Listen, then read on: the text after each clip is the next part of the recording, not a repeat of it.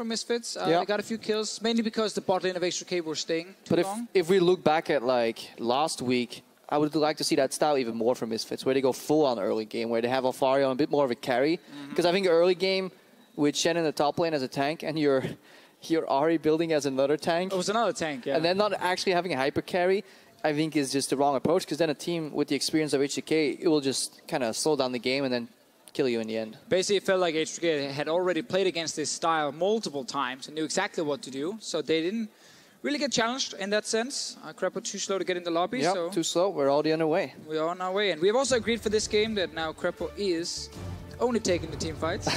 I will not try and jump in, as it was a horrible disaster in game 1. You know what? Sometimes it's good to make people appreciate the likes of Trevor, Quickshot, Hendrick, Dracos, and Dracos. Sadly today, Dracos, of course, is sick. The Sifa guy, wherever he's gone. Sifa, hated that guy, so I'm glad he's gone. Yep. But we get double colored here. Double analysis rather, in the champs leg. Lay down the law. What's going to happen?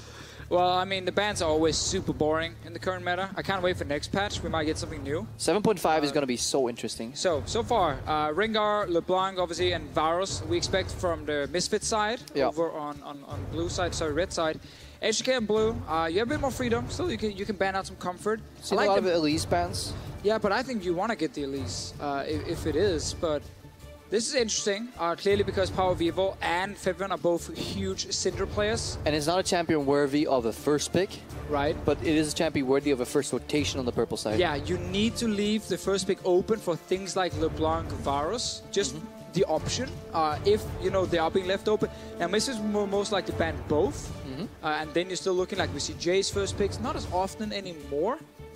But then also there's like different junglers. With Rengar banned, Graves first. Graves is just, for me, a solid opener, because I don't think he loses a single jungle matchup. He can play different routes, which is incredibly important. When you play versus an experienced jungler, being able to kind of switch up your routing, arrive at any point in the map, at any point of time, hide your jungle pathing by just doing some leashless starts, very important. That's the leash you mentioned before, Crepo. So we're pinching the jungle pool once again.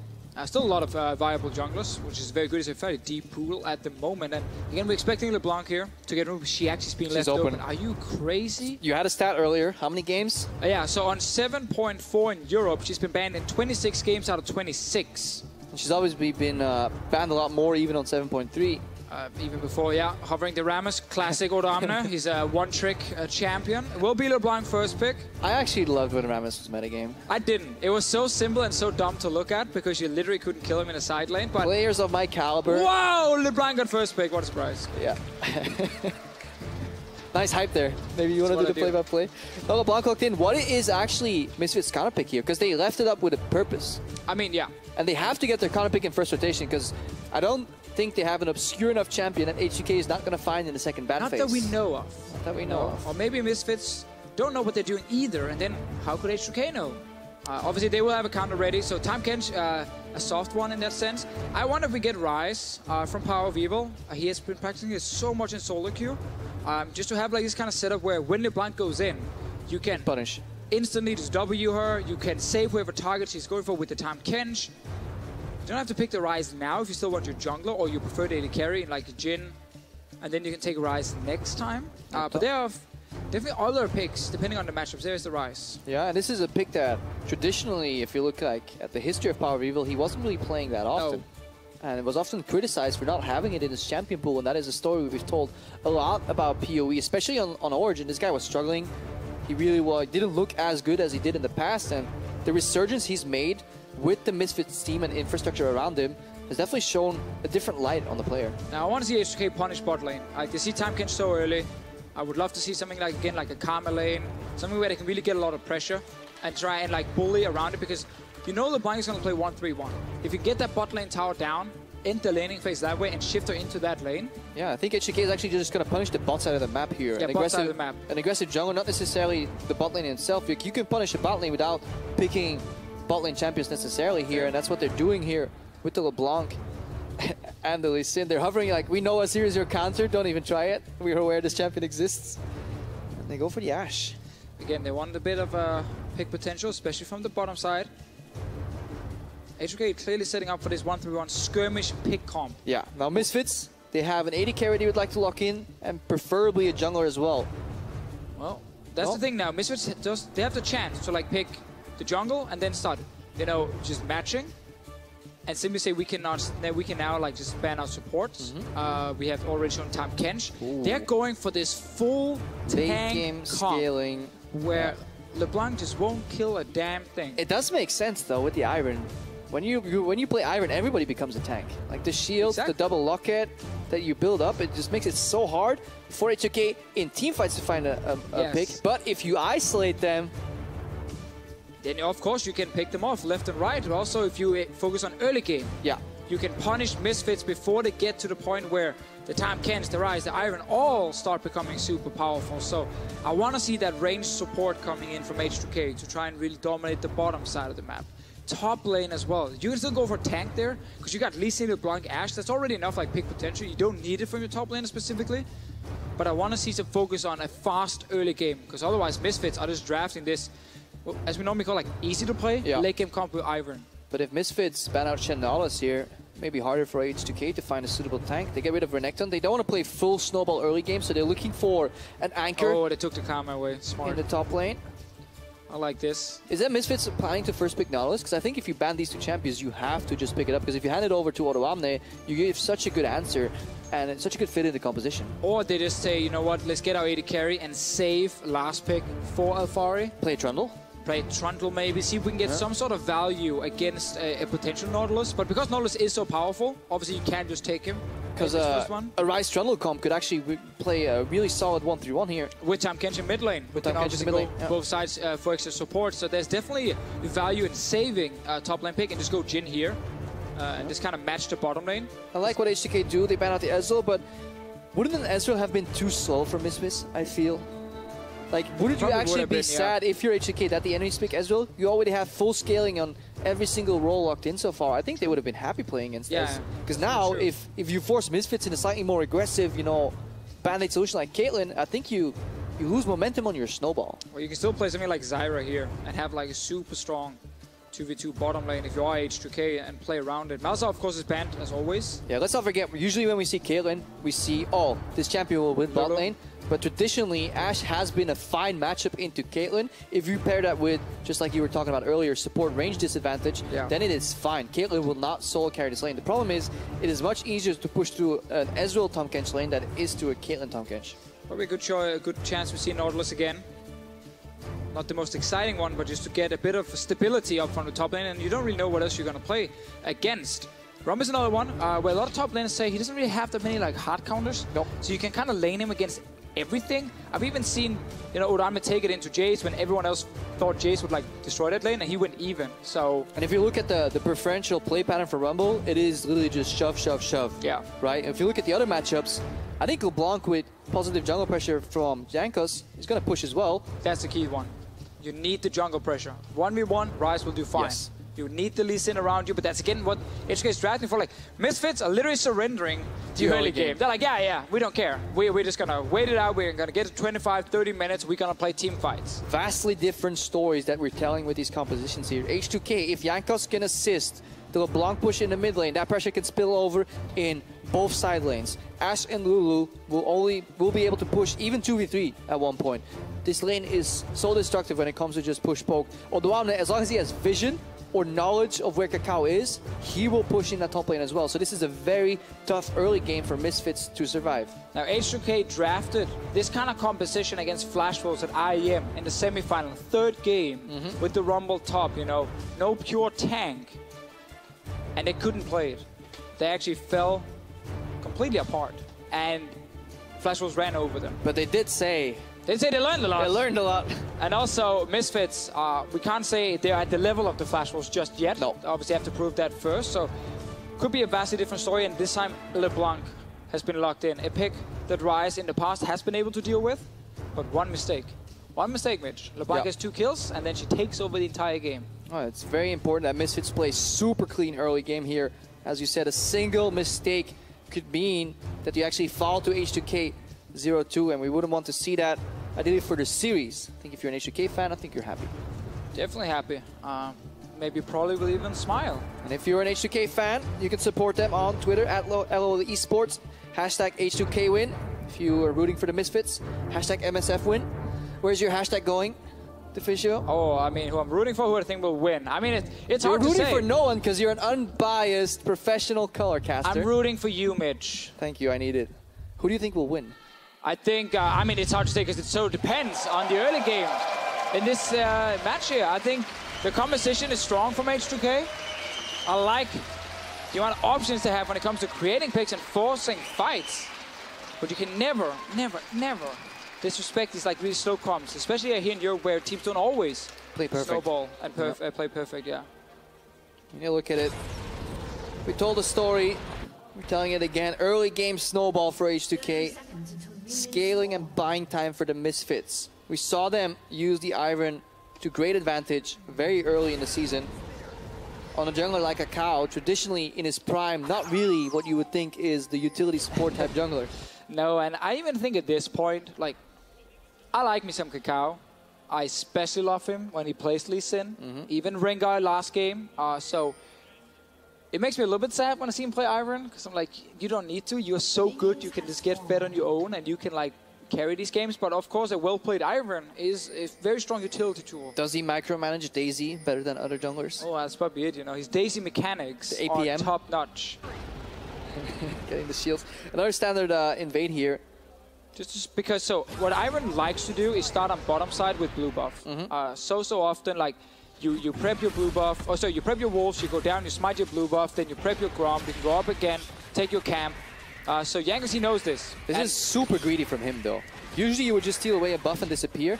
To incorporate the new and kind of improved Raptor start is actually quite greedy, but it'll give a very good path here for Jankos, because the problem is when... Well, if we just go to the Iron now, we can see again what he expects is this very standard path, but Kakao's on his way. He's taken the blue buff with Smite. But no Smite, so he can't actually... Once Jankos sees blue buff, he knows that he can just steal this away super easy, even if Kakao contests. So Kakao actually expected the red buff to be where Jankos started.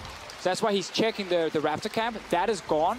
So this is a really good start for Jankos, because now, if he paths down to his own red buff, he actually stops Iron. That's the point I was trying to make before I was rudely interrupted by my co-caster. Now PoE is actually in trouble here. Looking to dodge a chain here. Is in the minions, has to flash. Jankos flashes in for red buff. QQ, and it's over. Power Evil is crying. H2K with a phenomenal start.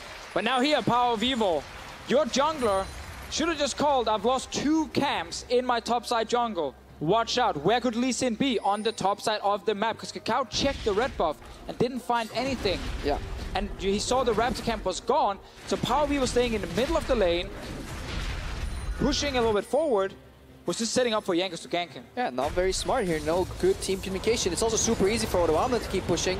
And if there's any jungler that gets disrupted the most by being forced into a single quadrant and then moving over, it is Ivan, because he needs kind of that cross-quadrant setup. He needs to set up part of his jungle somewhere, move over, set up the other part, cash in, and then move back to the new jungle that he set up. But right now, Kakao is forced to do a single camp per smite cooldown, so he's falling very far behind. And it's just a nightmare start for Misfits, because they did not want to fall behind this early. They did not, for some reason, expect Jankos to come from that top side and get a kill mid. And this actually stops, you know, aggression as well from Power View, because he has no flash now. No. He's playing into a LeBlanc. Yes, he has cleanse, but if Jankos shows up, that is irrelevant. Right now, Jankos gets revealed, low HP, so that means all the lanes can breathe a little bit. But Misfits, we have to remember, they only played with a substantial deficit in 2.3% of their games in the early game. This is a whole new world for them. And last game was even in gold, but once we got to like the early parts of the late game, H2K did have control. Misfits could simply not react with their composition. Another sad thing here for Power Vivo is the fact his first back did not reward him a tier. And that is like the real QQ moment, because you need so little gold to get it, and then you have to settle for boots. Yeah, settles for boots, has a single potion there. So he has to recall another time to start getting the tier, and it really just prevents Power Vivo from kind of rushing towards tier Catalyst, which he needs to lane against LeBlanc. Yeah, tier Catalyst Negatron is definitely the breaker in that matchup. Once you get all that, it's so hard for Feven to push through. At that point, he wants to play on side lanes. Jankos, again, he's just looking to find Kakao. A little bit off on timing. Yeah, it's very easy, of course. If you're 2 seconds too late, that camp is gone. Yeah. And what we see again, it was kind of the thing that we saw introduced at IEM from some of the teams against European teams. Like, to play around Raptor camp, it's the most experience from that specific camp. And that's why Jankos tried to time it. His top lane now, Alfari is full HP, and there's no level 6 for Odoamne. This is a tough dive, especially if Afari can't flash. He's taking a lot of damage right now. Yanka's just, they connect everything. Afari just straight up dropping, not electing to flash anything. May have been the right choice there. Now Chase under pressure. Kakao finds bot lane crosspath play here. Can Nuclear survive? Burns heal has flash left. And again, we were talking about this 2v3. These guys are super safe because any sense of aggression from the Misfits bot lane will betray the gank. Yeah. These guys have been playing passive the entire game. Suddenly, of course, they will know Kakao is there. It's not like Kakao wants to gank the bot lane either. It's more, oh, my top laner is dying. I have to do something on the map. And you go down to this Tom Kench lane, and it's kind of like, meh, we don't have the damage to kill them. And that's a problem. And Jankos now, 2 assists already. His 2 solo laners have gotten kills. Great start. Yeah, and more importantly, he can actually hand over this blue buff to Fem right now. We're looking at the game 1 stats. Both these junglers were honestly pivotal in their compositions. They were very important to any of their 1 fights, but Jankos still performed just slightly better right now. He's really dominating Kakao in this matchup. And now again, different setup with Ivan for Kakao. So Kakao is not a playmaker in this game. He's relying on the rest of the team. But the rest of the team right now, if you look at the solo laners, they're falling behind. Yeah, 10 CS and counting here on Alfari, whose lane has bounced out. Jankos getting the safety ward first, and they're looking to set up another dive. Yeah, Odo is level 6 now, so they can go for another one. I think Jankos might get 6 on his camp. I think he's just making sure that Ivan is not there as well, so they know they're not getting counterplugged. Look at how much damage Alfari is taking from keeping this wave out. He's so dead. There's no way to survive this. Maybe 1-for-1 if the dive is botched, but it's so easy. Flash goes out, Jankos connects, and that's it right there. Yeah. Odo Omne really going to town on Alfari. Wanted to see him in a carry matchup. It's been tank versus tank. And H2K's experience is really showing through. Yeah, this is not about the 1v1. It's about Jankos against Kakao. And right now, Jankos on the Lee Sin, winning out. Kakao's here, but it should just fizzle out. Oh, he gets caught. The juke predict there from Kakao. Oh, okay. That was good. That was nice. That was good. He didn't even flash. He knew. No, yeah. Jankos got juked. He's in his head right now. Jankos like, oh, I can do everything. I'm the king of the world. I can sidestep the skill shot. And his little candy thing kind of flies at him. And Kakao outsmarts Jankos on that one. I do like this move from Misfits. Whenever you lose the map, it is always good to shake it up and send your bot lane to a different lane. What's very interesting though was how them swapping top was honestly the reaction to, hey, our top lane's gonna die. You know, our top lane, he's screwed. Problem is they arrived like 5 seconds, 6 seconds too late. And then he goes down anyway. Good return kill. See it again, Mitch. Yeah. I mean, I'm the play-by-play here technically, but yeah, the ulti goes down. It's so easy for H2K to execute all of this, because Kakao just isn't in the right spot. Also, Ignore and Sama were coming, so a case can be made for maybe having somebody flash. You know, flash towards your Tom Kench. If Ignore was just a little bit faster there. Okay. Let's see skill shot. Come on. You want to play by play? Let's see it. Okay, so here. And he rocks. That was actually surprisingly accurate. I've been practicing. Learning my Ivan sounds. Nuclear looking to push out here. H2K just looking to not get surprised, because that's the only way Misfits fight back. Good ult here from Odo Omne to stop the wave. Might get caught out though, Mitch, and he is probably going to die from this one, because now it's devour time. And they're dropping power. Vivo drops out in the mid lane, getting pressured out. Odo Omne lost his life, so this is a good moment to breathe for the Misfits. But they're still losing that third pressure in the top lane. Yeah, Odo Omne here. So the plan for him was, I'm just going to ulti the wave and I'm going to peace out. Because then I kill the wave, we get a huge tempo advantage on the push and we can get a top lane tower. Sadly for him, 2 guys showed up and again Kakao hits the skill shot. Yeah, sounds like a good plan, but in essence still the map configuration is much better for H2K here, because they have all this pressure on all these towers. And the second one tower fell, which did in the top lane, the map goes open, and that is definitely what H2K want in their comp. Everything Kakao's been doing so far is damage control. Like, he's just trying to get something back for his team because they fell so far down. Great swap screen here. What's happening? You guys can see we got cutting away some of the champions, but they are killing a tower in top and bot lane. Misfits, they win the race. Somewhat, they get a turret down, but there's a 2-2 falling here, and it's an extremely long lane right now. If you can put Fevin right there, you can really assassinate. This gave me some old lane swaps. Flashbacks right here where, oh my god, they didn't bounce the wave on top side. Big wave now for the enemy top laner. No longer really matters. No longer really matters. So what only matters right now is mano-a-mano mid lane matchups. And in the first game, we saw Fevin outclass Power Evil in the CS department. He had a lot of pressure. But again, I feel like Syndra. It was supposed to be a 1v1, but Dirty tricks from Febvin, always calling for his friends when stuff is about to go down. And then suddenly there are two beating up on Power of Evil. Yeah, but he still had a good CS lead early on, pressuring that Ahri. This time he was cheating though. He brought more people to the party. Here we go. Does it again. Enchanted Crystal Arrow. Ignar goes low. He has the great health, but it's not enough. He drops. Had flash, had exhaust. But he was just not ready to flash out. Misfits are just not ready right now to play against this kind of composition where so many things are happening. All started with Jankos. And everything is dropping. Second. Third tower. Yeah. I'm going to change it to. A lot of towers are falling, is what we're saying Towers here. are falling, guys. Towers are falling, people are dying, and more importantly, Misfits cannot afford to do this with their comp. They opted in for super late game scaling because they felt like the last early game went so even. So they just put all their eggs in the late game basket, but right now they fall 3.7k gold behind in the early game. That is such a disgusting lead for H2K. Yeah, it's 10 minutes in. This is far and away the biggest deficit Misfits have been in all split long, and now we have to see how they play when they're this far behind. Like, at some point you can't do anything. No. Like, you literally just can't do anything if the enemy team is playing correct. So I like this from H2K. You put Febvin on the bottom side because now you can push out mid. Caitlyn at this point is so weak. She has no Hurricane. You know, she can't wave clear that fast, so you can just push out the mid lane and you can roam. That's what you see Nucleus doing. You see it also from Che. He's in the enemy jungle. So now you get full control of the bottom side. Yeah, Che is so comfortable just invading on his own, really, because the risk of getting caught out is extremely low. The only counterplay that really exists for the Misfits right now is a Tahm Kench ultimate combined with a lingering deep ward for a teleport. Surprise H2K, 5v3 at the start, get a kill, and then try and snowball. But they are facing a gargantuan lead here in the second game of the series. Yeah, and that's so hard to do because you can just like toggle the H2K vision, and you're also going to notice not only with wards but with minions how much extra vision they will get. Like you can see in the jungle, there's a lot of wards from H2K being placed. Power of Evil has to just back away from his tower. Yeah, they're playing the defense game, damage control, but Jankos is not alone. He brought his friends to the party, he gets the wild growth here. Taking some damage. The Daisy mechanics, they're sublime, but Daisy got nerfed a little bit. It's not enough. And every time it's back and pushing lanes. Because whenever you push, minions go further up into the enemy lane, you get more vision. Yep. Because you can see more and more. You can see every entrance, you know, to the jungle. You can see where Sixth man from Blaze. It's kind of unfair. Back in the day. The sixth man. Now we have Rift Scuttlers too. Seven. The seventh scuttle. 7. You might get a Baron. The fans, technically the 8th man. The fans, are they? Yep. 2 casters. Yeah. We're getting to 11. Getting to football.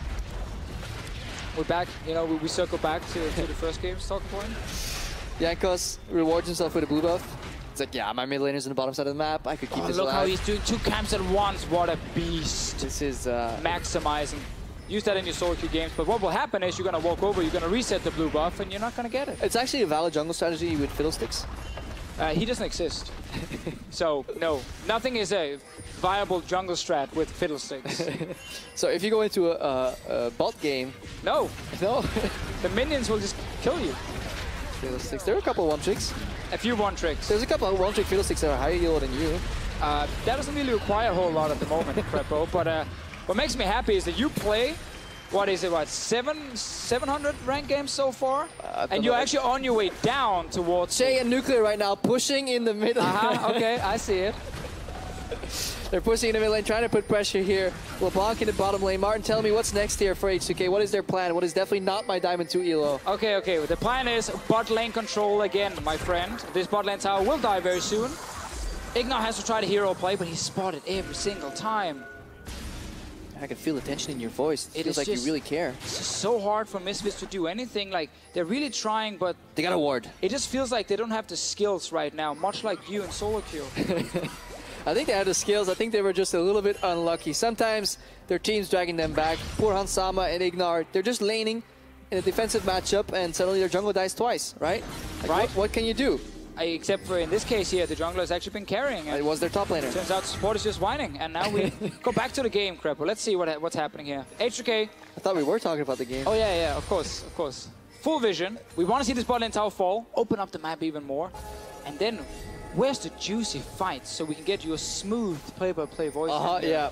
Looking to not get cut out. The vision's really important right now, because if Misfits can get a single pick, they can eliminate all these control wards that H2K have built up. So it's really important that Febvin does not get overzealous. No hubris here. getting surprised by Kakao. And it is important that he also wins on this LeBlanc when we finally get to see her, because this will be the last patch where she is a champion.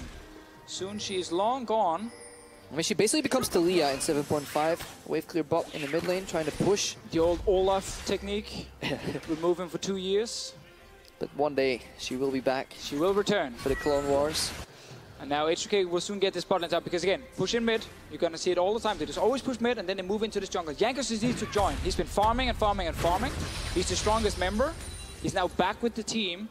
And like, Fabian should get this bot tower now. Yeah, he can actually get access to that. What I like a lot is the instant Ruby Sidestone upgrade as well here. Oh, I'm sorry, this is greedy. You gotta run, mate. Misfits, they're trying to hold on, but what an arrow here, following up by Nuclear. Jankos gets thwarted, disengaged. They're respecting the follow-up. Ignar's here, Kakao following too. I want to see Jankos be a little bit more aggressive. Not on Alfari right there. Not on the tank. But like, join in when Fabian is pushing in the wave. So you can just take that tower. They're gonna get it now, it's fine. They just allowed it to stay up for quite some time. They took it slow. Minus points from the Fishio. Not minus points, but they're still a professional team, and they do get that 4th turret right now versus 1. Really going to town on Misfits. Only 2 turrets and only 2 kills rather, and a single turret for the Misfits so far with their late game scaling composition. And we talked about, you know, the battle for 2nd best team in Europe coming into this one. So far, game 1 was fairly even, but obviously in favor of H2K in the end. Favor of Mitch? Of Mitch. I am the 2nd best team in the European LCS. I've done it. It's been a few years since that happened. Yeah, it's been quite a while. But Misfits, actually, were you ever the 2nd best in LCS? Always the best or last. Okay. Never in between. But I think for Misfits, like, if they end up losing the series, you know, when they are this far behind in this game already, it shows they still have stuff to work on, which is really good. But for a new team in the LCS, they're still very well-rounded. Yeah, they definitely they play well in most aspects, so they never had a crucial flaw that they could get exploited. Also for this game too, the replay will be very easy to analyze. Don't get invaded this early and make sure you have a backup jungle path done.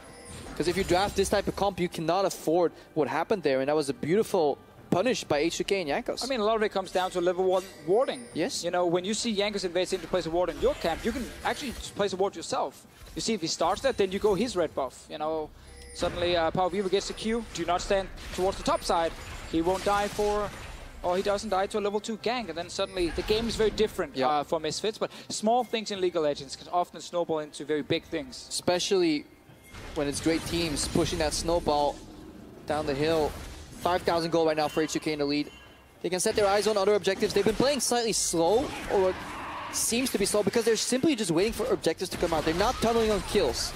They know they can even farm, keep this gold lead as is, steal away some jungle, and just play the vision game, because they can always get every single objective here. If you contest a Rumble, an Ashe, a LeBlanc this early with your comp that scales, you will just get butchered. Yeah, get it. So this is a good play, actually. Ignar trying to make a cross-map play on Odoamne. It's 2 tanks, technically, so Odoamne could survive. There's no Rise here. Coming in, Power of Evil, trying to choke down Odoamne. Odoamne gets a kill, he flashes, he jukes 1, Get jukes excited, 2. Fari drops out, he is still a tank, so he will survive. For a second, I thought my co-caster would actually do a single team fight. I thought we stopped talking.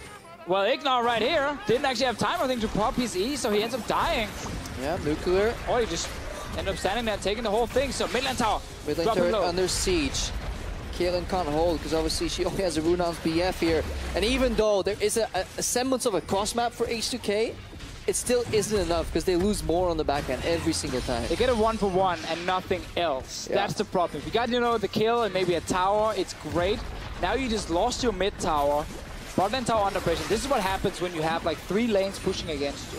Yeah, because every single time a kill happens, it translates into an objective if you have lanes pushing. And that's also the advantage of this comp. When H2K get caught out, they don't really lose that much. Like, what is Odoamne really losing here except a little bit of his pride? And his life right now. So Ignar goes in, Alfari with him as well. So the Rise joins, Arrow comes in. That's why Ignar is stunned. Max range, can't pop his E. Oh, he can't get the great health off. Just a great arrow, honestly, coming from Nuclear. Yeah, and that Nuclear arrow, not only does it kill Ignar, it also forces Alfari to flash. So if Misfits want to go for a bit of a decisive play, they no longer have access to that flash on Nautilus. So once again, Misfits on the back foot. I like the fact they go for a cross-map play. It's like... Yeah. It's so easy to sit back and do nothing. Of course, that's what other teams have been doing, and we've been criticizing them a lot for it. Because like, there's no point in just sitting and waiting to lose the game. In this case, there is obviously a case to be made for being defensive because you have scaling on your side. To a degree. To a degree, but like, you still have your bot lane tier 2 outer turret. So you can hold on to that one for a little while. It will drop at some point. I mean, you should become a motivational speaker. Hey, you got one thing left in life. Yeah, you're 6,000 gold down in the dumpster versus one of the better macro teams in Europe. But hey, have you looked at the bright side? There is still a turret with like 200 health remaining. Yeah, it's still there. And you haven't lost the Baron yet because it just spawned. So you can now fight around it, or at least you can tell your team, hey guys, they don't have Baron yet. Yeah. They can't finish. It could technically get worse. Will it get worse? We'll find out when H2K is actually setting up the vision for this Baron Nashor as they are playing versus Misfits, who have now achieved their larger deficit in the league so far. Power Evo drops out, cleanses, not enough, because an arrow fouls. He drops, Jankos kicks him in, bounces up on Sama, bounces up Ignite. He has to flash out. Kakao cannot do enough because Jankos here for turn number 2. Sama flashes out. Jay on the one, they're all chasing, and Misfits, they're getting torn apart, barbecued by this Rumble. Oh, it's looking so grim now. Power Evo getting caught out, and they actually forced a fight the Misfits didn't want. Yeah, they didn't want to fight. Nobody wants to fight this lineup from H2K because while they are 1-3-1 and kind of skirmish pick focused, if you fight them in a choke point, you even get the hero cleanse, it is simply not enough. Everyone looking for more. Looking for Kakao, just want to force him away so he can't steal it. We saw that yesterday. Sneaky Iron plays, and you know, I did say a minute ago as a good thing, hey, at least I don't have Baron yet. That one is gone, so now you have your tier 2 tower bot. Defizio, you still have your tier 2 tower in the bot lane. I think that is the saving grace here for Misfits. They can all just go stand under it and let them end in the mid lane. Just defend that tower. Save that KVA. Oh, Power Evo thinks he's safe because he has control ward, but that's the problem again. You have just no vision on the map. And now you get forced into this fight because everyone wants to save Power Evo. Yeah. I like the teamwork for Misfits, to leave no man behind. But that was a beautiful kick from Jankos as well. He kicked him right before he turned into a corpse, into 2 people, the knock-up. Some great chasing potential here. There's an Ahri in the game. Apparently Febiven is Ahri, and there's a Jhin too. So let's just assume this is the one from the fight, Febiven with 4k damage. There's a reason LeBlanc has been banned in, what was it again, Mitch? 26 out of 26 games. Yes, that was it. On this patch. Great research there by you, Mitch, finding that number as well. Sometimes you gotta share, you know. Before the games, we sit together, we talk about the prep. Martin asked me, can you give me something to talk about? Because no, they lost the tower! Oh. Ah! That's it. Now it's looking bad for Misfits. Now it's looking real bad. What can they do without that turret? It's like in the Battle of Helm's Deep when they lose the part of the big wall, you know, where he runs in and blows up the mine. It's like... It's also, that one guy should not shoot that arrow that early. That was Misfit. That was Kakao. Did he shoot it there? Yeah. Couldn't even... I don't know, yeah. Started the entire fight. I'm always like, someone else would have picked it up anyway and ran with it, so... Oh, really, the very start of the fight. Yeah, it really didn't matter. Oh, that guy, yeah. I love how every single movie reference you make is literally Lord of the Rings, because you do not watch any other great cinema. I watch... Yeah, that's true. It's pretty spot on. Don't remember the last movie I watched. Nope. Probably on a plane. Yeah, it was on a plane. Because that's the life of Martin the Fischerlinger. Busting out the curls in the gym. And then I had that 80-minute game the other day. It's a very slow movie. Wasn't very romantic, but I like the ending. You know, a guy actually won his first game, so it's kind of like, you know, a feel-good movie in the very end. Sadly for Nehun, he didn't win his series. That's fine. I got to see 2 clowns. Usually have to pay for the circus. Here at Riot Games, I get it for free. And here you're, of course, referring to the casters, not the casters, not the players. Okay, good. So, let's see H2K pushing 3 lanes at the same time. I feel like we've seen this all game long. And we talked so much in Champ Select about how hard it was for Misfits to defend when you're basically losing everywhere. They have one good defensive tool, which is that line of traps. The problem is it only holds 1 lane at a time. Kakao is placing a brush in the base and then definitely telling his opponents, I'm not in this brush. It's definitely not me. You should dive. You should 100% dive. Dive. Like, just because you can't peek in doesn't mean that I'm not here. Now, the problem for H2K is, and this is definitely not a huge problem, is that you get the Baron so early that you can't actually use it to finish the game because you're still too early. Like, you can't just dive turrets. It's like when you inherit $1 million when you're 18. You haven't really developed the work ethic. Right. Also, it could have been 2 million. Could have been 2 million. Sadly, you only get $1 million, so... They're still going to be happy, of course, H2K. Are they going to wait for their second million, or are they going to at least open in the hit with this Baron? I think they're going to wait for the second one. Yeah. They got an Infernal Drake, good investment. $500,000. Definitely half, close to. Are you going to wait for like 5 million like Origin? Or it's two enough. That's a lot of Barons. That's a lot of Barons. Let's see for this here. So if you're Misfits, Crepo. Yes, the Physio. I hate always standing here and going like, oh, guys, still have a chance. It's okay, blah, blah, blah. But Barcelona, 6-1. They didn't have a chance. I just think at this point in the game, like we see this pretty often, where you just fought down, like you literally just have to rely on a mistake. Yes. Like that's the only thing you can do. And you gotta pull the trigger. The problem is, so many teams get prevented by or presented with like kind of half mistakes, and they're like, no, we'll wait for more. No, you can't do that. Not against a team like H2K. But H2K is also a team that in the past has given up some of those mistakes. Yeah, once per game when they have fantastic early to mid games, they make that one mistake where they overchase and die. We actually talked to some of the players about it, and it was like, it's always based around, you know, greed. Yeah. Like, come on, we're so far ahead, guys. We can take this fight. Just go for it, you know, just kill this guy. And then they end up overchasing because they don't respect items that have actually been completed on the other side. And that is an element of snowballing. You got to take slightly suboptimal plays that in an even fashion wouldn't work out, but because you're ahead, they will work out anyways, and you get even more lead. The problem is if the risk assessment there goes wrong, you can throw a lot more than you gain. So in this game, we don't want to see that, but Febiven jumping in. Gotta respect the fact that Rise can W him instantly, but that's why Febiven jumps in and uses ulti. Ignite has a key role right now. He needs to prevent any damage he can, because Devour can be the ability that saves a fight. Very true, but also Power Vivo with the W, with the Rune Prison. Yeah. Like, again, we saw Febiven instantly use Mimic to avoid obviously getting snared under the turret, but in a fight, if Febiven jumps in and Power Vivo instant snares him, they can then hook, you know, they can use depth charge, knockout, anything, you know, the Q from Ivern, and then you can still burst down this LeBlanc. The problem is, of course, he has an Hourglass, so it becomes harder to do. And he went for that super defensive build, which is fine as long as you build it ahead of the curve. Also, you have magic damage from a Rumble that you also ends up buffing with the Abyssal Scepter, so it makes much more sense now than what Power Vivo did in the last game, and we're kind of just waiting for H2K to kind of make a move. No, well, they're waiting for Barons. We're waiting for H2K to go up and set up for Baron again, but why would you set up for Baron when it's not alive? I mean, that's what you do all the time, right? But they already have the setup, so... Yeah. I think they're stalling right now. They're just keeping all the lanes pushed. Greed for H2K would be actually committing for a tier 1 tower, because committing right before Baron spawns is the way to throw a game. So what they're doing is, wait for Baron. If Misfits wants to fight, perfect for H2K to take the fight. If they don't want to fight, you get another Baron, and you might have to wait for another Drake into an Elder Drake. Like, that's why some of these games sometimes, you know, really get to 40-ish minutes, even though a team is so far ahead. Just because pushing into the base with a very, very short travel time between fountain and turrets makes it difficult. Makes it very difficult. The good thing is, though, H2K have done really good setup. The only problem that you could fault them for is that they don't have a ward in the pit, so technically there could be a blue trinket spotting Nashor right now.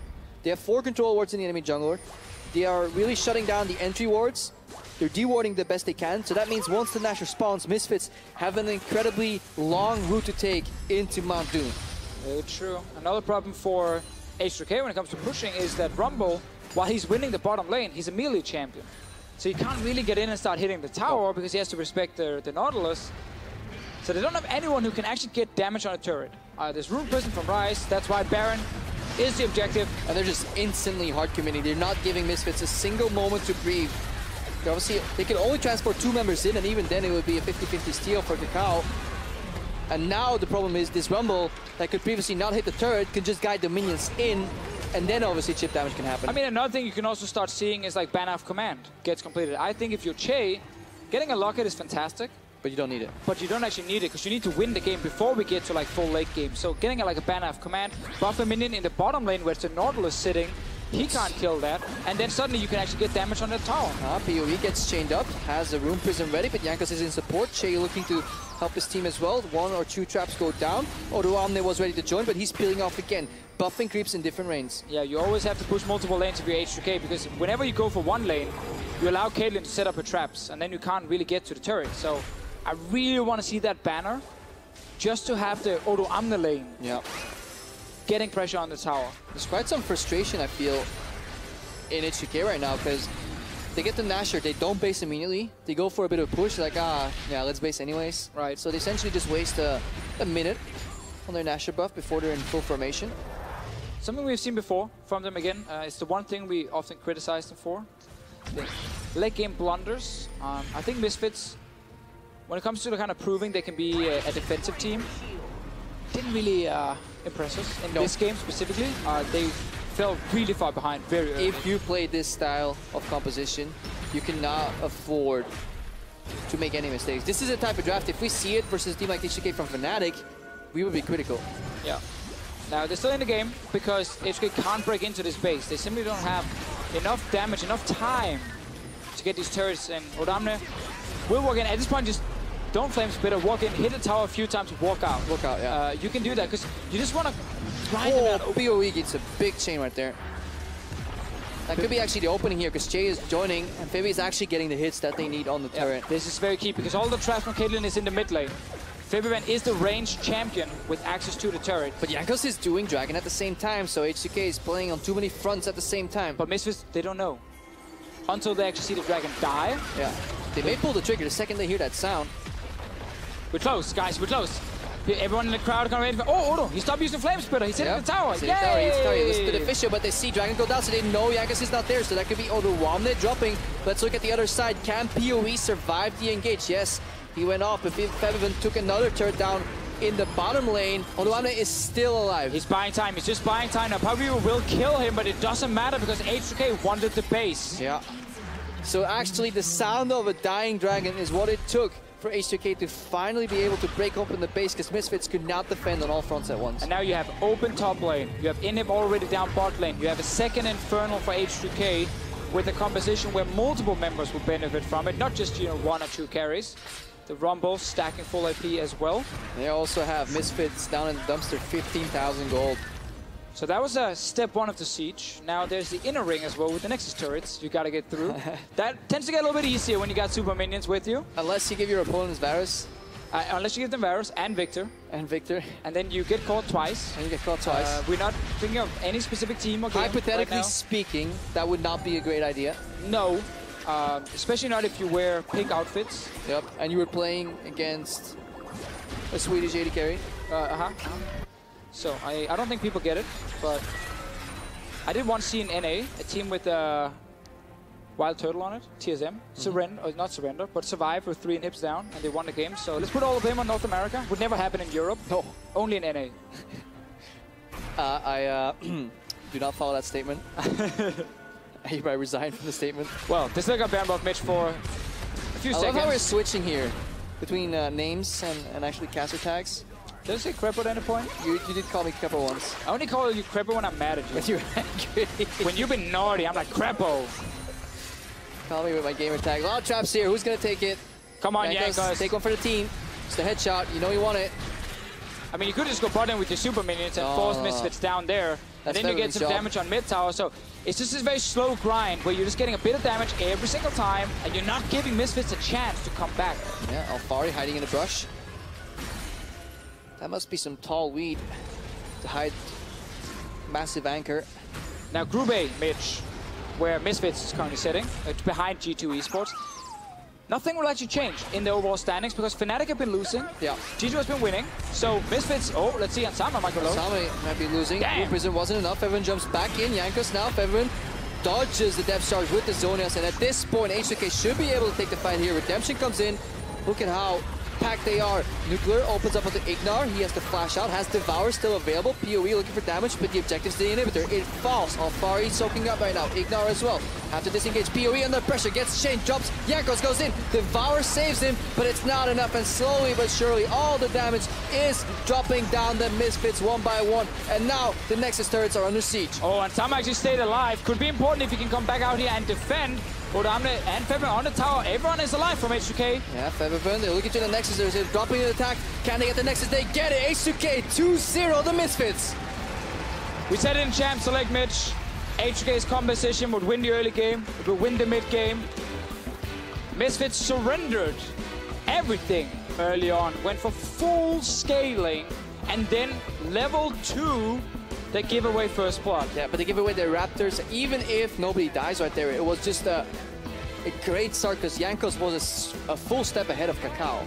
I think H2K will look at this situation and say, our jungler is so good early game that we should always be able to snowball with this kind of comp. It's not a question if they can. The question is, can they then finish the game without, you know, taking a bad fight? in this game here, they played it so clean. I would have loved to see this game with a single ward at the entrance on the ramp from the Misfits, so at least the Cow was aware of what was going on, and he could maybe react and invade. The problem is he would still be invading in between two pushing lanes, so that would make it very hard. Ivan is a champion that can do that. Yeah.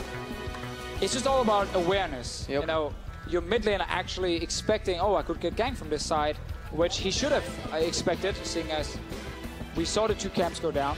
Yeah. The Cow checked the 2 camps as well. Yeah, that's a major communication mistake. But yeah, really well played by H2K. So as I just touched on here in the end, you know, Group A, nothing changes. Misfits are the second best team in that group. They will stay the second best team as well because Fnatic are not able to kind of pick up wins underneath them. Group B, however, that's where we have the competition for first place. Unicorns and H2K both tied, and Splice just under them, winning games. Yeah, it was a super important victory here for H2K, and also I think they look stronger than the Unicorns recently, even though the score is tight, because they're on the up and up. Unicorns struggling right now, and it makes me happy as well, because that means the top 2 teams are not all in Group A. Say Misfits beat H2K here, then you have like a really stacked Group A. Fair. With people trailing behind. The groups are extremely even.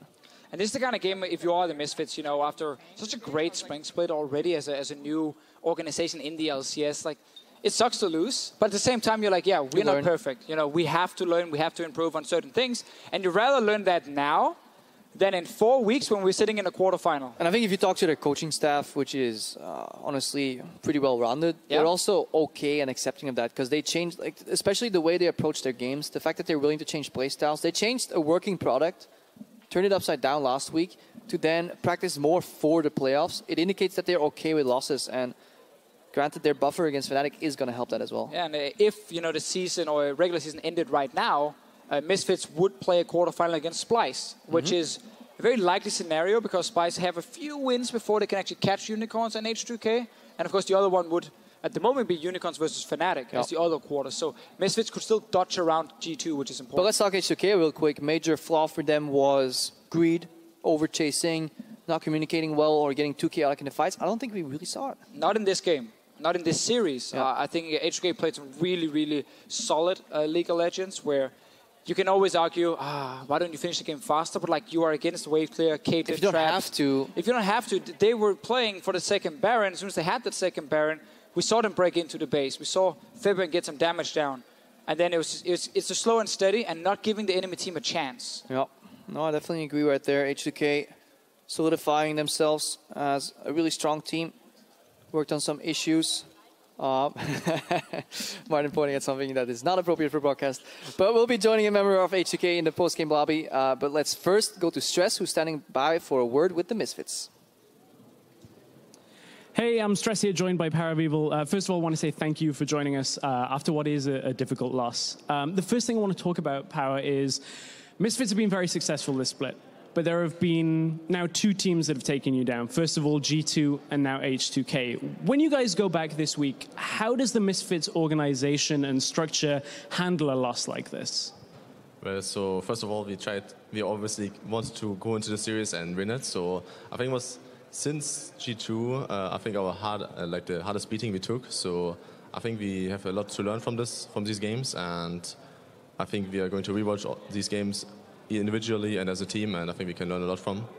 There's a lot the Misfits have talked about mentality. Does that kind of come from the players, or is that more the support staff? Like, how come Misfits have such a good mentality right now?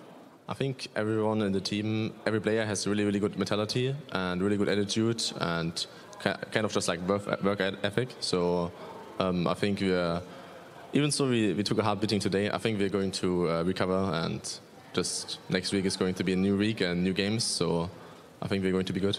It certainly will be, and I think that puts fear in Group A if you guys are going to bounce back and recover. I do want to talk a little bit about the 2 games. In Game 1, you played the Ahri, an assassin that normally needs to snowball. Perks was asking a little bit on the desk about the Abyssal, the Zhonya's build that you went against tanks. Do you mind elaborating a little bit on the decision-making for your Ahri build? Well, so I wanted to go Abyssal since side lane. With Abyssal against Marauders, I'm going to win really hard. And we have the Shen ultimate, so we should win the split push. But I think Fabian played really good around not actually going on the side lane and more grouping of mid lane. So I can't really punish him, so I always need to run mid lane, get priority as a team, he just runs top, out pushes, and it's just all the time like stopping the lanes. So we can't really use the Shen Ari combination. But I think we had the lead and we could actually snowball the game. We kind of threw on bot lane with the Blaze since I couldn't join and I was on top lane stuck. So that was just like a really, really huge gamble we took and it was not paying out. So I think first game we pretty much just threw. And then game 2, leaving the LeBlanc open. There's a lot that plays into that decision. Would you mind giving us a little bit of your thoughts playing the Rise into it specifically? Well, so we had huge success actually playing versus LeBlanc, and we knew that there's going to be probably early ganks mid lane, especially in the LeBlanc matchup against Rise or LeBlanc against Ari, whatever we took.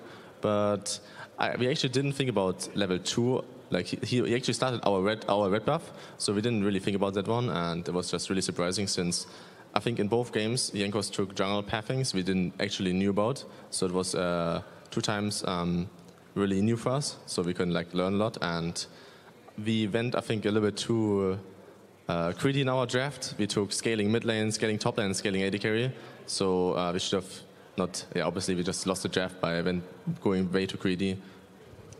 I think the greedy play, though, for Misfits has worked out in previous weeks, right? You guys have had a lot of success up until this point. As we said, only 2 teams now own a winning record over you. I want to talk a little bit about Misfits being in second spot, G2 are the team above you. What do Misfits need to do in your mind, one thing, to actually start competing against G2 the next time you play next week?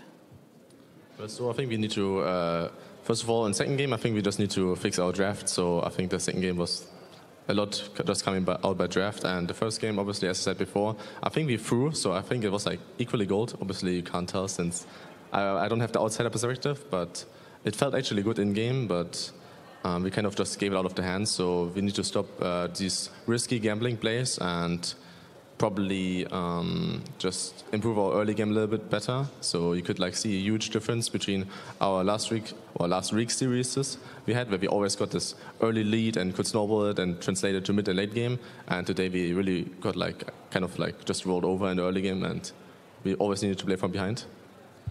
I know it's been a difficult day for you, Tristan. We're going to let you head back to your team. But thank you very much for joining us. We're loving seeing Misfits in the LCS and the success that you guys are having. Looking forward to that matchup against G2 next week. But for now, we're going to head over to the post-game lobby.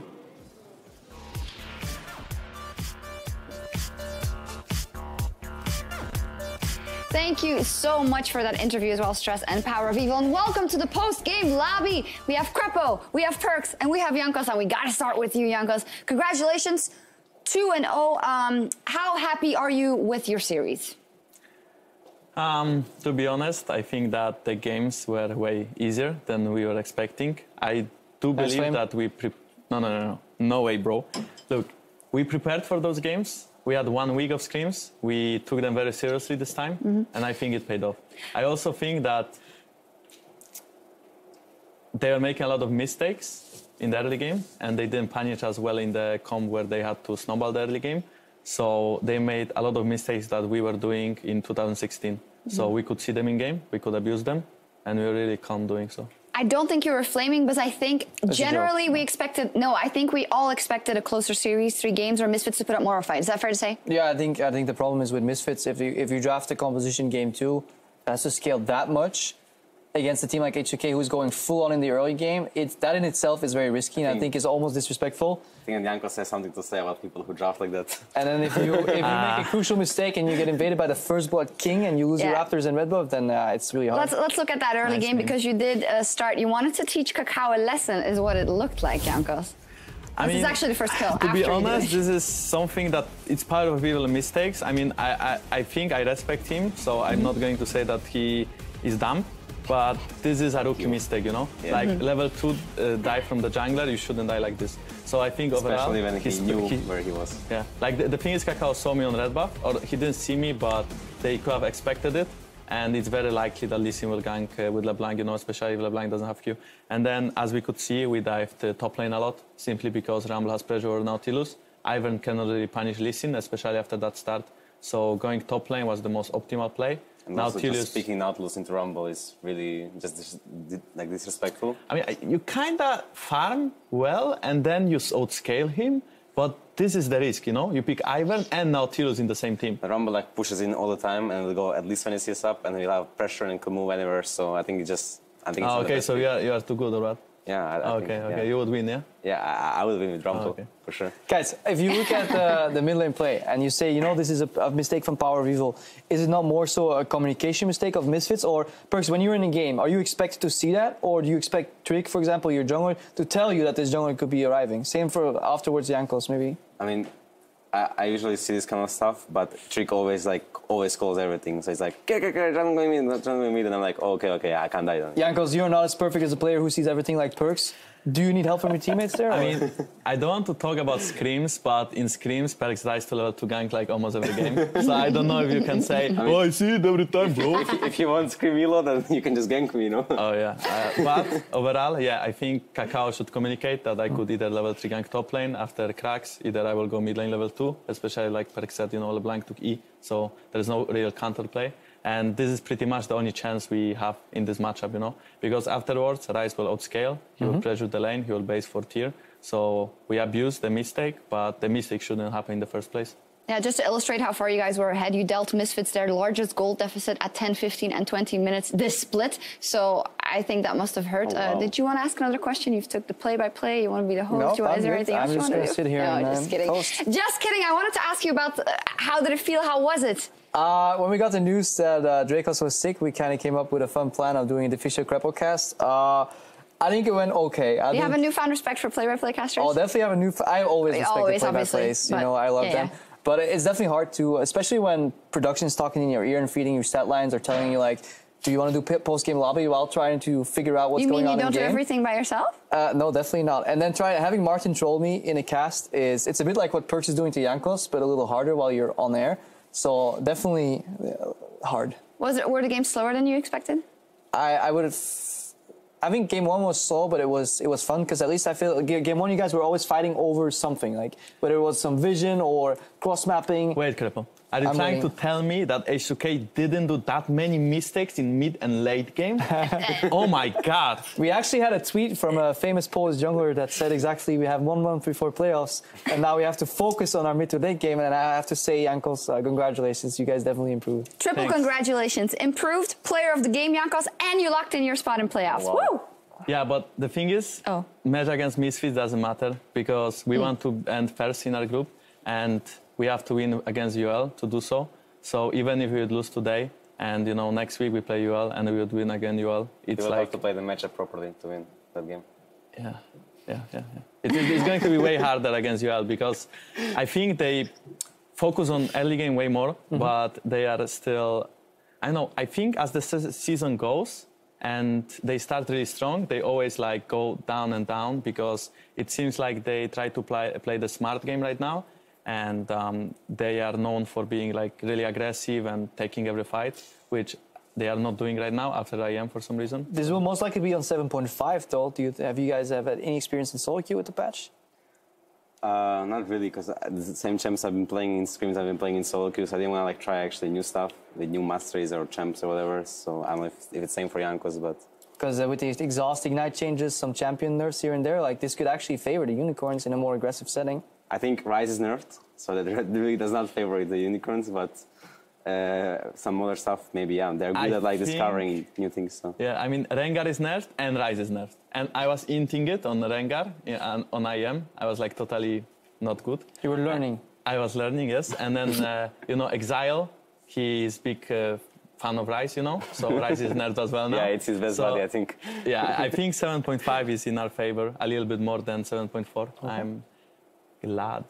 Oh, well, yeah, that would mean really good things for you guys because you seem to have fixed up some of the mid and late game things as you alluded to. But I think I wouldn't go that far. We can still, you know. I'm just repeating what you're saying. Yeah, I mean, just good. because we won 1 BO3 doesn't mean that we are actually good now, you know. We will still make... This is the analyst desk. We overreact, we overgeneralize, and we only results-based analysis. It's all we do. If you look at H2K, very often we, from the color caster sides, we talk about like how your mid to late game is bad because of some greed. And because of like maybe the communication, everybody's shouting and nobody kind of changes the call mid-play. Oh, no.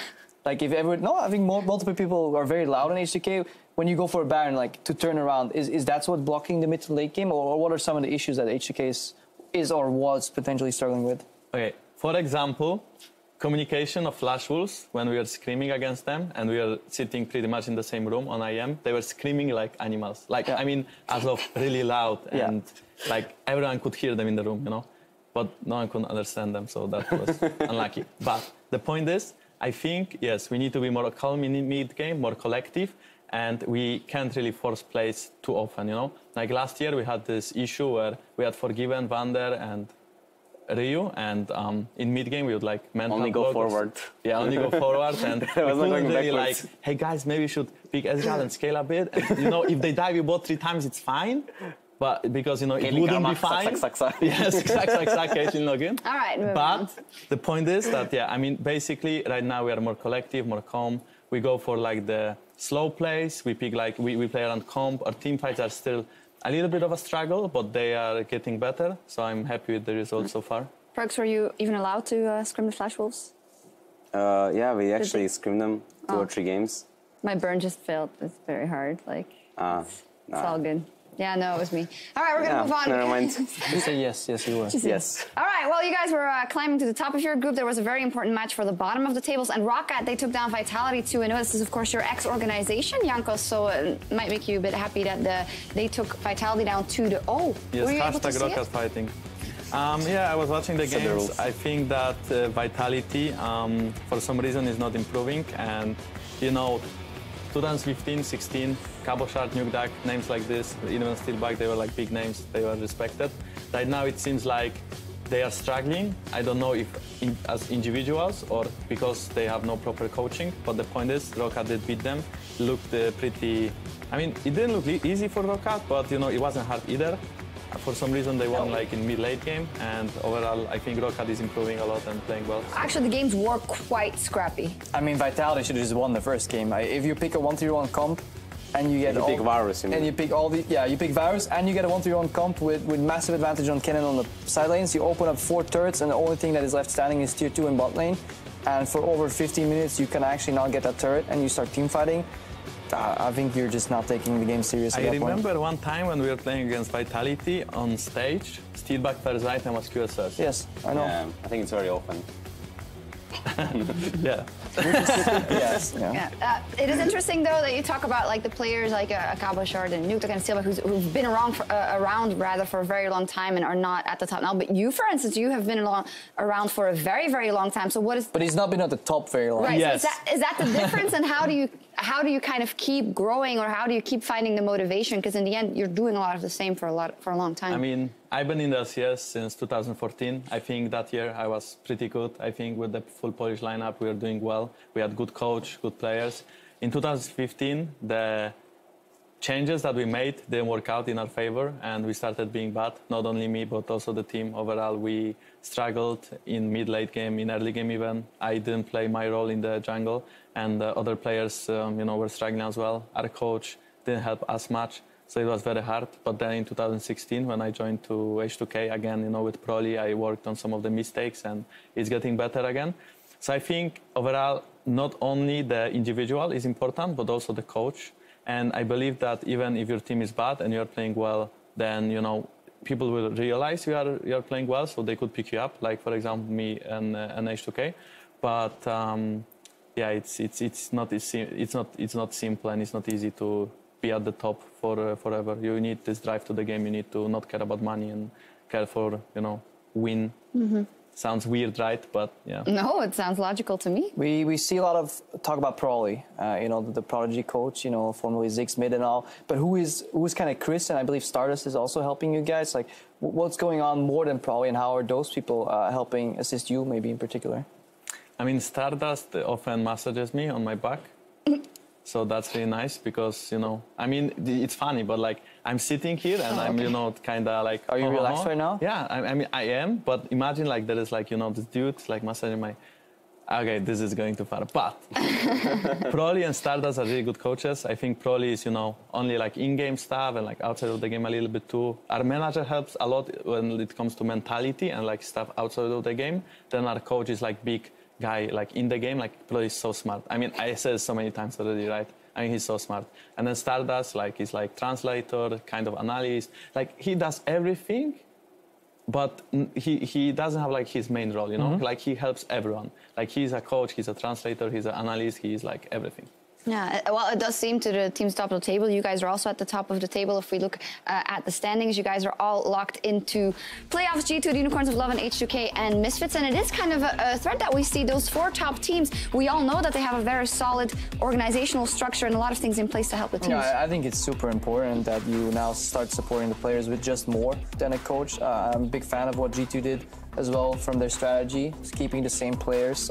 Could not find a better mid laner. Surprised they didn't, but even then they kept Perks and they improved the infrastructure. I think it's still okay. How's it been actually, Perks? All trolling aside, like having more than just Youngbuck right there, have you felt a big influence on like mentality, composure, preparation? I think it helped mostly Joey like the most. He was doing everything for us basically last year, like legit every job. So having like I heard he was even cooking for you guys. Yeah, he still does. But massages. It's good food. Before Joey gets mad, it's good food. And the new 2 coaches, like Alex helps him with like they share everything, like they help each other. And Velon is more like he was also like they all want to share like everything and not just do one specific thing. But Velon is like the most instrumental in like outside the game, like mindset wise and all the things that he like teaches us. So it's been useful. Like it's for sure like helped me and everyone else from the team. But it also comes in like the experience from last year, like having 1 year of playing like full 11 months in a row with barely any breaks. Yeah. But like winning and losing, like I think losing like makes you grow more as a person and as a player maybe than Definitely winning. agree. Grown a lot in my career. So, but winning is also like it's a nice feeling, and it's good to like see what you came from and how to get back to winning. So. Actually, yesterday when you guys were down 1 game, Ocelot jumped on Twitter immediately and said, "Well, you know, maybe it isn't the worst thing in the world that we win a game." I was like, "But is this? Is he?" I get the sentiment, but I think it's a comfortable thing to say. Yeah, especially you're 9-0 or you were when you're 8-0 like in the first place. You know what? I think we can afford a loss here to prepare. And I think it's actually good when teams lose right before playoffs, because it just highlights vulnerabilities. I'm sure if H2K play like a super good game, but you get exposed like at IEM, for example, that's only going to help you in the long run, right? I mean, kind of. I think at IEM it was a little bit different because we should have won the second game against Flash Wolves. I don't know about G2 since, you know, Europe versus Europe is different. Maybe, you know, we played better against Flash Wolves than against G2. So, but the point is that, I mean, you know, we fixed a lot of the mistakes that came with IEM. And I don't really want to get exposed before playoffs, but I would prefer to get exposed before playoffs than, you know, at playoffs itself. Or in scrims, maybe. No, scrims doesn't matter. Was this match actually a big indicator for you guys? Because for us, at least, you know, we thought Misfits were really strong, and they are, of course, still really, really strong. But we didn't know about the exact kind of differences between the teams. But it does look like H2K is quite a step ahead, and you guys have also beaten them. Does it change your perception of the way playoffs are going to go? I think H2K and us got kind of a boost from IEM, like getting to see how better teams play, and just like volunteer teams from Korea have better macro than us, or had better macro than us. It's very sad. And yeah, it's very sad. But you actually like learn from them, and like when you just watch like volunteer teams from Korea play, like you think, oh, they're so bad, you know. But when you play against them, you're like getting choked out of vision. They're always moving as one unit. They're everywhere on the map, and they just reset when they should reset, and they just play really good. And that's something like we learned, and we are trying to implement more in our play. I think it's same for H2K, and I think it can show in new LCS that like we are just trying to work on those mistakes. Like we're not trying to stomp EU teams or something. We are trying to work on our mistakes that will make us weak in the long run. And now we're working on them. So yeah. Is that something that you change then from the ground up in scrim culture in Europe? Because I asked you, like you don't even care if you get exposed in scrims, because scrims don't matter seemingly much, or? I mean, the thing is, none of the European teams play scrims so well that you can actually expose someone. I think G2 and us, we have very good scrims because both teams play slow game and play kind of on stage. Unless there's some inting in Milan happens. Yeah, I mean, there's some games where I inted, Perks inted, you know, sometimes Fabi just, you know, walks into enemy turret for no reason. Happens. But yeah, this happens. Yeah. But like sometimes... But usually I think, yeah, I agree. Yeah, like sometimes you play against like bottom tier teams, and either you stomp them and you don't know what to do because you are wasting your time.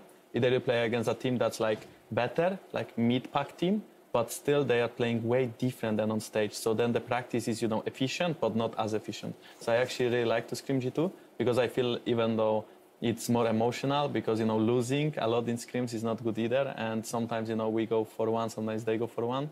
And it's like, you know, the day wasn't so nice. But the point is that, yeah, I mean, it's very nice. Okay. I agree completely with Jankos. I think, like, especially, like, streaming them is better than streaming other teams because they also, like, take scrims a bit more serious than other teams.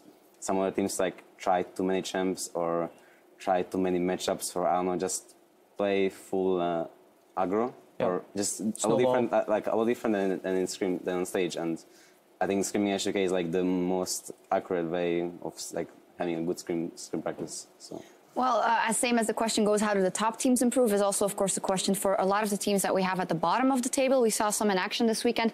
And tomorrow, also, the LCS will conclude at 4 p.m. Central European time with Origin versus Giants, who, you know, are fighting to stay out of the relegation zone. If we have some teams like Schalke, who's been crushing it, PSG coming up there as well, these games are becoming incredibly important. Yeah, I'm super excited, like, to see how the bottom of the pack evolves, because, like, a single win just means so much for a lot of these teams. And I'm actually almost disappointed and happy at the same time that when a guy like X2K can step into a team that has been performing like Origin and actually from a support position can already have like noticeable improvement, it worries me a little that they may actually not get relegated, because the way they were playing, they should just drop out of the league. But the fact that when you think it would be fair? Well, if they without the X2K, they would have dropped out. They would have lost relegation. But now with the X2K, I think they can actually make it through, because this guy actually knows how to play clutch shot calling in a best of 5. What are your guys' opinions? Origin's at 0 wins, 0-8 there at the bottom of the table in Group B. I think that they picked up Polish jungler that will be here next week. So I kind of want to see him performing. The new Jankos. The new Jankos. I mean, I wouldn't go that far. I mean, the guy is like kind of a rookie, but not that exactly. He was playing in like Spanish league, so he's decent, but nothing else. I really want to see Origin tomorrow against Giants, because when I was watching them, like on Thursday, I believe, Rokat versus Origin, I mean, that was like... That was something else. That was something, you know, like that was different league that I got coached to, you know, like that was like from different angle I could look at League of Legends, and it was really nice to watch it and enjoy myself with some Waffle brothers. So it was really fun. So I really want, you know, to repeat that tomorrow when I have free day and I can just chill a bit with some nachos and watch Giant versus Origin, because those games are crazy, man. Yeah, like insane. I mean, I'm having a hard time not laughing because you're a very funny person, but it is very important matches for these teams as well. We can get popcorn. All right, we're going to pull this back because it is very important matches for these teams. And we see now a team like Rocket, if they put their head to it, now they have 2 wins in this week. That is huge. Yeah, that would mean so much for them. And I think all these teams are aware that they're playing lower level of League of Legends. Course. But at the same time, we have to realize that when the Telecom Wars are happening and KT and like maybe Faker opens the stream and he watches G2 and H2K play, he may also get the same way. Right? I mean, he's laughing. He's laughing. Honestly, he's really laughing. He's really laughing at the guys too. And that's the reality. There are like gradations in level of play. The thing is, right now, we see teams of similar skill face off against each other. And for me, that's fun to see. Like, they don't have all the basics down. But we still need to see who actually improves the most, because that's where coaching staff steps in. Like, it's so hard for probably to make a 10% improvement in H2K because they're closer to the ceiling. It's much easier for a solid coaching staff, in my opinion, to work with these bottom tier teams and teach them the fundamentals. So I want to see growth from these teams. I mean, if I'm honest, I think Giants improved a lot, and I think they should take the series. Not taking anything from Origin, but I think overall Giants played really well against Vitality, and overall I think they can step up tomorrow as well. I think they have decent players. I think maybe they had some mental issues or like mental block on stage, or maybe, you know, other stuff, but I think overall they are looking way stronger than they were, and I think they should take the game. All right, that's what we will see tomorrow. It's time for us to log off for the night. Thank you so much for joining us all day. Perks, congratulations, and thank you, Jankos. Thank you for your subpar play-by-play crap, but just kidding, it was great. Thanks for stepping in. Hey, Average is my middle name. Well, no comment. We'll see you tomorrow at 4 p.m. Central European time as we conclude the cross-group phase of the EU LCS 2017 Spring Split. Have a great Saturday night, everyone. I will.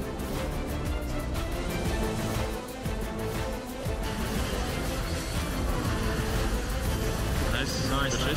Eating a couple of hot dogs from those sand soldiers, and the conquering sand sends him packing. Kjarnan, 3 shots nuked at. Kjarnan leads Rocket to the Nexus and to a 1-0 advantage. Nice. Flip it. But did you know? In 1 year, this is the first time LCS got jump. Here is being delivered. Did and Maxwell. Cabo shot. That was very well played, Maxwell, this time around. Make him out the wall. Nice. Protect his team from relegation. Where's the space? Joko gets the Baron. It's fine, guys. Just keep focused. Finish right now. Elise is back. Nice one. Elise is back. Elise. I got it. Nice. Cassio is here. Focus on this. Nice. We can have. Here we go. Pipe. Rocket defeat Vitality for a 2-0 week.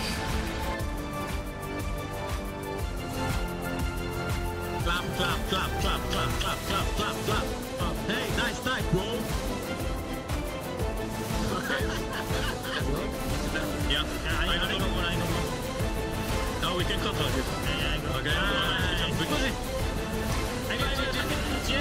Flash. Okay, go nice.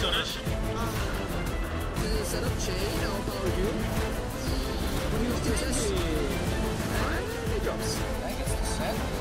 Look, I was looking for one more stack, but he could not get the CC resistance. The greedy base. It was enough for H2K to take game 1 in this series. Hopefully, the Misfits can bounce back because we want to see 3 games. He plays Shaco, I don't know what to do by the way. Janko slashes in for red buff, QQ, and it's over. Power Evil is crying. Jay on the one, they're all chasing at Misfits. They're getting torn apart. Speed. Yeah. Nice.